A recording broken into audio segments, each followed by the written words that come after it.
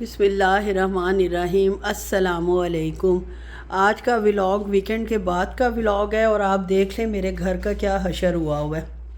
ये देखें, बर्तन वैसे के वैसे पड़े हैं। ये कपड़े मैंने धोए थे लेकिन टांगे नहीं, तो वो भी कोने में वैसे ही पड़े हुए हैं।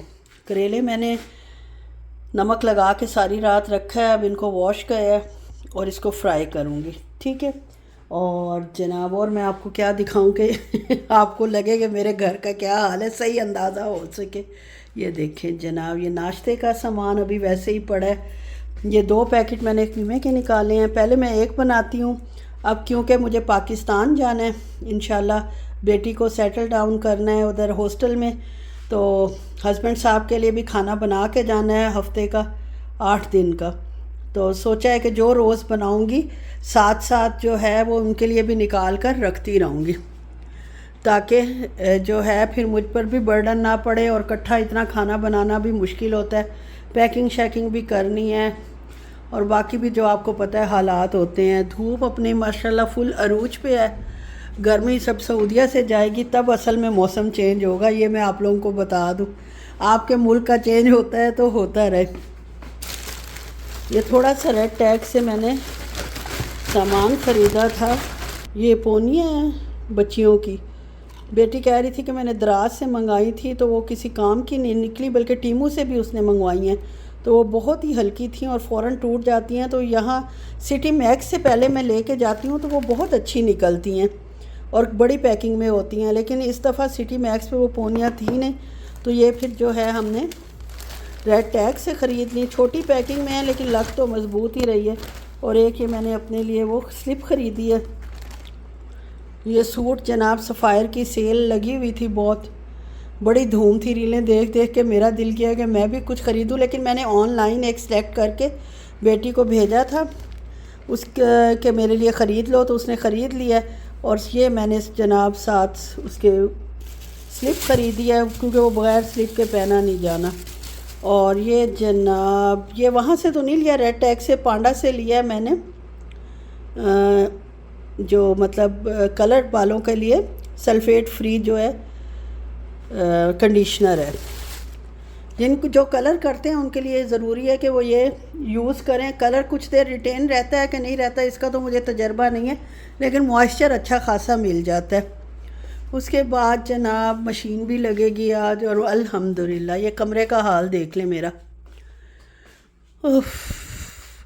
अब इस कपड़े संभालने हैं, बेडशीट चेंज करनी है, ब्लैंकेट चेंज करने हैं, जो फ्लीस ब्लैंकेट हम लोग लेते हैं। और इसके अलावा भी जनाब मैंने कुछ और भी लिया है, वो भी आपको दिखाना बहुत ज़रूरी है। ये देखें जी, ये 3 पेंसिल्स ली हैं मैंने, ये वाली नहीं ली, ये तीनों ही नहीं ली, ये ली हैं। बेटी को मैंने रखने के लिए कहा था। ये पता आपको हैरत होगी मुझे कितने की मिली हैं। ये वैसे 10 रियाल की मिलती है इस कंपनी की, और उस सेल में मुझे मिली हैं 2.50 रियाल की 1 पेंसिल। तो ये तीनों कलर ही मेरे पास पेंसिल्स के ख़त्म हो चुके थे तो मैंने ख़रीद ली। ठीक है, ये जनाब मेरी थोड़ी सी शॉपिंग है। और उसके बाद अब मैं कमरा संभालती हूँ, बेडशीट चेंज करती हूँ और आपके साथ शेयर करती हूँ।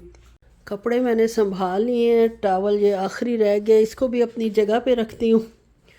और जनाब जब इतना ज़्यादा स्टफ़ हो और जगह कम हो तो इसके लिए क्या बंदा करे, समझ नहीं आती। ऑर्गेनाइज़र्स लो तो वो भी बस नहीं ले सकती मैं। मेरे हस्बैंड साहब कहते हैं कि ऐसे ही सही है ऑर्गेनाइज़र वग़ैरह को फिर संभालना, और वो तुम्हारे लिए मुश्किल होगा, कहाँ रखोगी, ये करोगी वो करोगी। खैर जनाब, अगर मैं ज़ोर लगाऊंगी तो मुझे मिल भी जाएंगे, लेकिन फ़िलहाल मैं ख़ुद ढीली हुई हूँ, तो इसलिए मेरी कबर्ड का हाल आप लोग देख लें। अब बेडशीट निकालती हूँ और ये वाली बेडशीट जो है वो चेंज कर देती हूँ। ब्लैंकेट जब बेडशीट चेंज करती हूँ तो साथ फ्लीस ब्लैंकेट भी जो है वो धुल जाते हैं, इसलिए ये सारे नखरे हैं कि मशीन में आराम से धुल जाते हैं, वरना ये इतने हैवी हो जाते हैं जब इन पे पानी पड़ता है कि उठा के रखना ही मुश्किल हो जाता है। अब मैं इनको चेंज कर लूँ तो फिर आपको दिखाती हूँ कि क्या मैंने कारनामा अंजाम दिया है। शीट्स मैंने उतार लिए हैं, कंबल इसलिए लपेटे हैं कि ये फूल जाते हैं जब पानी इन पे पड़ता है, तो मशीन में डिफेक्ट आ जाता है, रुक जाती है। C4 का इशू मतलब वो आने लग जाता है साइन, तो इसलिए इनको लपेट के डालो तो खुलते नहीं हैं और आराम से वॉश हो जाते हैं। और ये जनाब बेडशीट अब बिछाती हूँ, लेकिन बेडशीट बिछाने का टूल जो है वो मेरा किचन में पड़ा हुआ है, उसको लेकर आते हैं और मैं आपको दिखाती हूँ मेरा कौन सा टूल है जिससे बेडशीट के किनारे अंदर जाते हैं। ये देखें, ये है मेरा टूल जिससे मैं बेडशीट के वो कॉर्नर्स को अंदर करती हूँ। अब वो फिटेड बेडशीट अब इंशाल्लाह लूँगी। बहुत जनाब मैंने इसको आज़मा लिया अपने इस टूल को, 15 मिनट लगा के आखिरकार मैंने बेडशीट चेंज कर ली है। गद्दा बहुत हैवी है यार, इस कदर हैवी गद्दा है कि हाथ से उठाया ही नहीं जाते, इसलिए मैं फिटेड बेडशीट भी अभी तक इसके लिए नहीं ली, वरना मैं यहाँ से भी ले सकती थी कि वो गद्दे को उठाना ही यार बहुत मुश्किल है। और मेरा हाथ तो वैसे ही अल्लाह वाला हो चुका है, मतलब एक हाथ इतना ज़्यादा ज़ोर नहीं खाता और डॉक्टर ने भी मना किया हुआ है कि ज़्यादा ज़ोर वाला काम नहीं करना।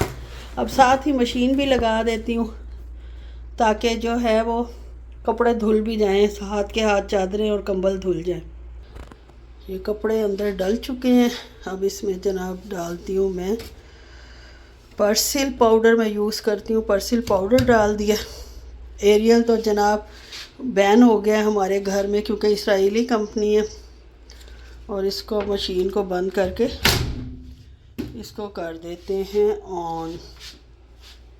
पहले पावर, फिर इसका वेट सेलेक्ट करूँगी, फिर इसका वाटर लेवल सेलेक्ट करना पड़ता है, वो करते हैं। और अब इसको कर देते हैं स्टार्ट।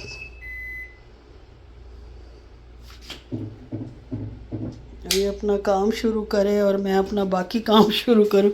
किचन में जाती हूँ और फिर सबसे पहले सालन चढ़ा देती हूँ। अब किचन की बारी आई है तो चूल्हा गर्म होगा बाद में जब मैं सफाई करूँगी, तो पहले चूल्हे को बस इतना ही साफ़ करती हूँ जितना कर रही हूँ, इसलिए कि वैसे नीट है बहुत अच्छी तरह। मैंने इस वीकेंड पे हर दूसरे दिन ही खैर करती हूँ बहुत अच्छी तरह साफ़।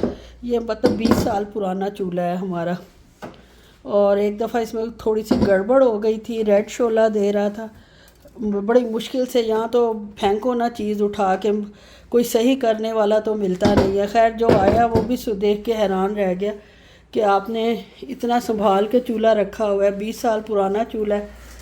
तो खैर जनाब संभाल के क्या रखना है, क्वालिटी बहुत अच्छी थी उस ज़माने में। 20 साल पहले ये 450 रियाल का हमने लिया था।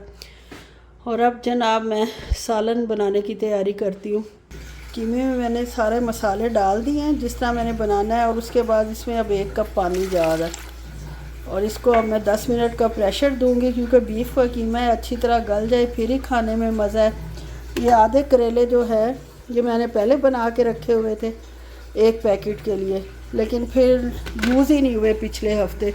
इस हफ्ते फिर और लेके आई हूँ और ये अब फ्राई हो रहे हैं। जैसे ही तकरीबन हो गए इनको भी निकाल लेती हूँ और फिर उसके बाद जनाब कीमे को भूनेंगे, करेले डालेंगे और मज़ेदार करेले कीमा तैयार करते हैं। टमाटर यार आजकल कितने महंगे हो गए हैं, 10 रियाल किलो, 9.5 रियाल किलो लूलू से मुझे टमाटर मिले हैं। आपके इलाके में क्या रेट चल रहा है? इसी तरह मिल रहे हैं पाकिस्तान में, पता नहीं कितने कैसे मिल रहे हैं, वहाँ भी ज़ाहिर है महंगे हो गए होंगे। चलें जी इसको मैं चढ़ाती हूँ। मशीन में जो रात को बर्तन लगाए थे कुछ निकाल लिए हैं, कुछ पड़े हुए हैं, ये अब निकालती हूँ और नए बर्तन लगाती हूँ। लेकिन मशीन चलाऊँगी उस वक्त जब वो फुल हो जाएगी, वरना ऐसे चीज़ें वेस्ट होती। ये देखें जी मशीन इसमें उल्टा करके ज़ाहिर है बर्तन रखती हैं और ये सीधा पता नहीं कैसे हो गया, प्रेशर से हो गया और सारा पानी इसके अंदर भर गया। लेकिन वैसे ये देख लें ये नीट एंड क्लीन है। ये बर्तन जितने थे उतने मैंने लगा दिए हैं, ये ऊपर भी लग गए और गिलास आप पहले ही उल्टे हुए थे। चलें जी अब ये जब भरेगी दोपहर के खाने के बाद तो फिर मैं इंशाल्लाह इसको चला दूँगी। अभी इसको बंद करते हैं। और जनाब अब सफाई का काम सबसे बड़ा रह गया है, वो करना है। ये शैम्पू है सल्फेट फ्री, और ये जनाब मैंने, किसी को पता है ये क्या चीज़ है? अगर पता है तो ज़रूर मुझे बताएं कि मैं क्या चीज़ शैम्पू में मिलाने लगी हूँ। तब तक प्रेशर आ रहा था, तब तक मैंने सफाई कर लिया और ये माशाल्लाह ख़जाना जो है वो निकला है घर से। इसको उठाती हूँ और हंडिया को भूनती हूँ। अल्हम्दुलिल्लाह सफाई भी हो गई है। हमारा जो है मेरा नहीं बल्कि बकरे के गोश्त गाय के गोश्त का जो कीमा है वो गल चुका है। 10 मिनट मैंने इसको प्रेशर दिया। वही रूटीन के जो आम मसाले होते हैं वो डाले और अभी जनाब इसमें पानी होगा और इसको खुश्क करना भी बहुत ज़रूरी है। बस इसमें ऑयल डालकर मैं इसको भूनूंगी। भून के वही जो रूटीन का तरीका होता है कि इसमें चला जाएगा। करेले डालेंगे और करेले डालकर फिर बस 10-15 मिनट दम पे रखूँगी और हमारा सालन जो है तैयार हो जाएगा। ऊपर से गरम मसाला डाल देंगे और मज़ेदार करेले कीमा तैयार हो जाएगा। फाइनल लुक फिर मैं इंशाल्लाह आपको दिखाती हूँ। मैं अच्छी तरह भून रही हूँ, तकरीबन 10 मिनट इसको भूनूँगी, जो मेरा हमेशा से असूल है। ऑयल मैंने डाल दिया। 10 मिनट भूनने के बाद ये माशाल्लाह क्रिस्पी करेले तैयार है। ये डालेंगे और इसके बाद जनाब सारे काम करने के बाद नमाज़ पढ़ूँगी। अभी वैसे 12:45 होने वाले हैं और नमाज़ें आजकल आपको पता है अज़ानें बड़ी जल्दी हो रही हैं। गर्मियों के निस्बत काफ़ी फ़र्क लग रहा है।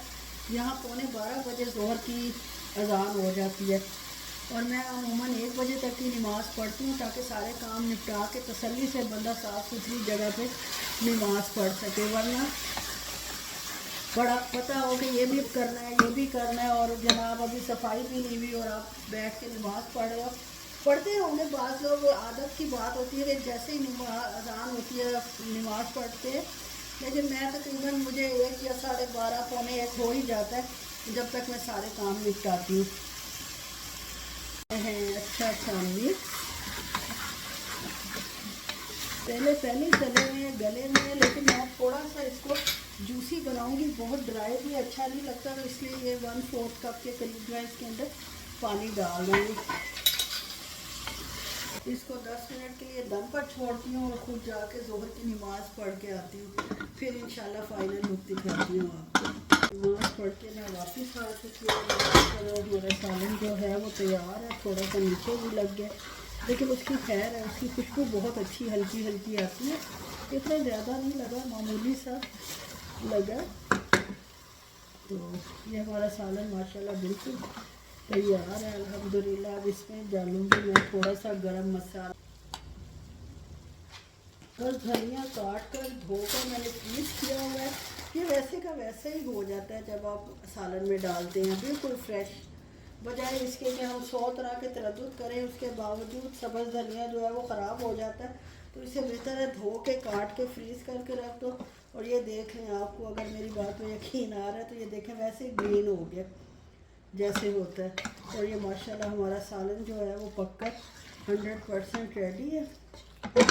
और इसको बंद करते हैं चूल्हे को, इसको ढक देते हैं। और अब जनाब जब हस्बैंड साहब आएंगे तो रोटियां बनेंगी, सैलेड काटा जाएगा और खाना सर्व किया जाएगा। बस जनाब यही तक था मेरा व्लॉग। लगे तो लाइक शेयर और सब्सक्राइब कर दें। दुआओं में याद रखें, खुश रहें और दूसरों को भी खुश रखने की कोशिश करें, जो कि बहुत मुश्किल काम है। खैर कोशिश तो करते रहना चाहिए। ओके जी, अल्लाह हाफिज़।